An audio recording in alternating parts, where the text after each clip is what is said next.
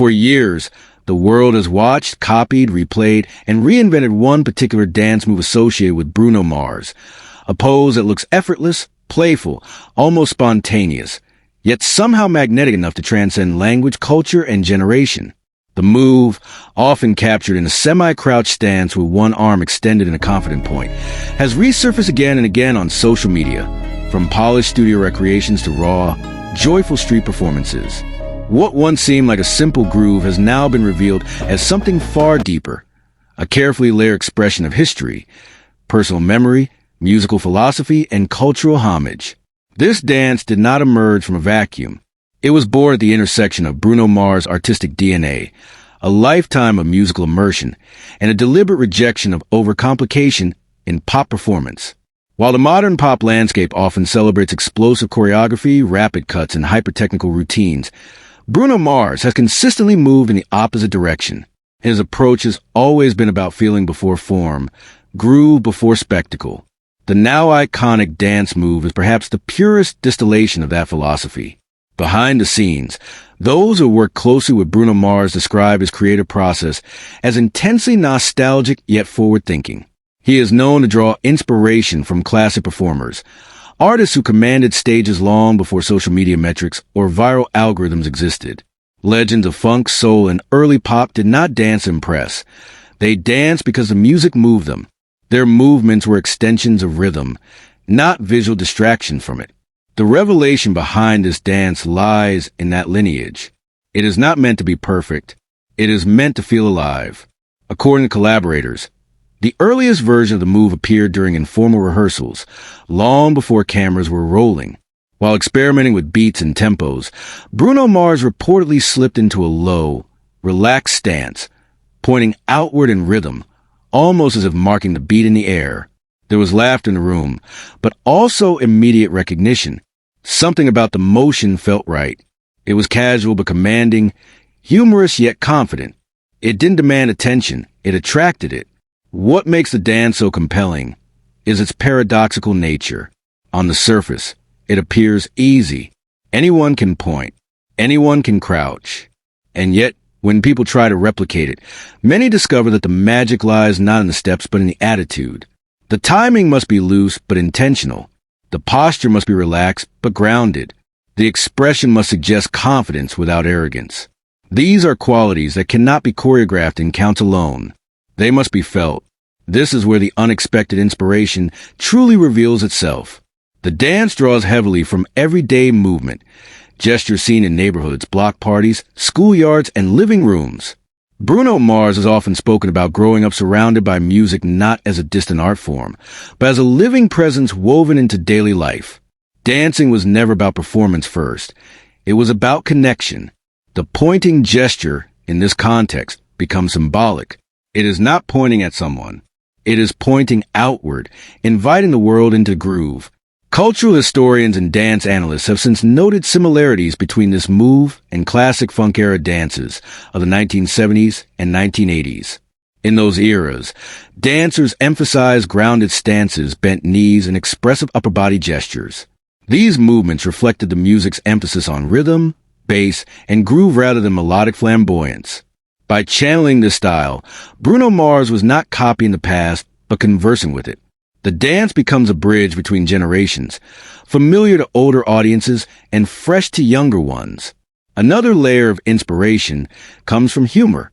Those close to the production have revealed that Bruno Mars intentionally wanted a move that didn't take itself too seriously. In an industry often driven by image perfection, the dance carries a subtle wink. It says, music is fun. Dancing is joy. You don't need to be flawless to be captivating. This attitude resonates strongly in the digital age, where audiences crave authenticity over polish. As the dance made its way into official performances and visual content, its impact was immediate. Viewers found themselves replaying specific moments, not because of technical complexity, but because of personality.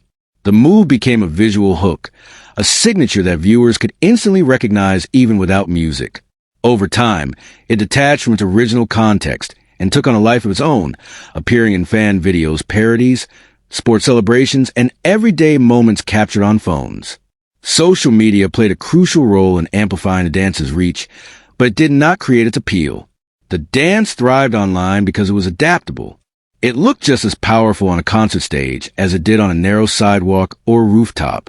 People from different backgrounds could interpret it through their own lens, adding personal flair while preserving its core essence. This adaptability is one of the strongest indicators of a truly iconic dance. Experts in movement psychology suggest that the dance's appeal lies in its accessibility.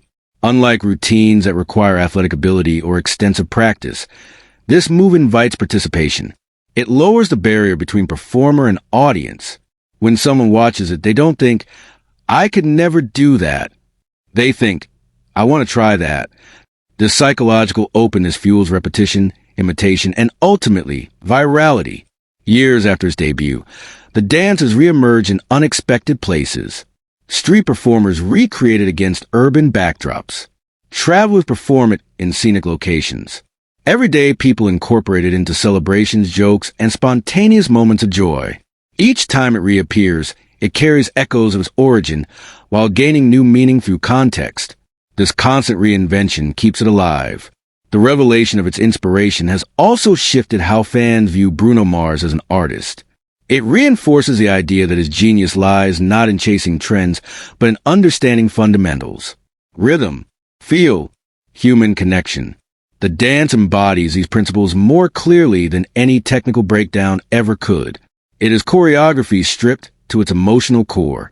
Critics who once dismissed the move as simplistic have begun to reassess their judgments. In retrospect, its simplicity is its strength.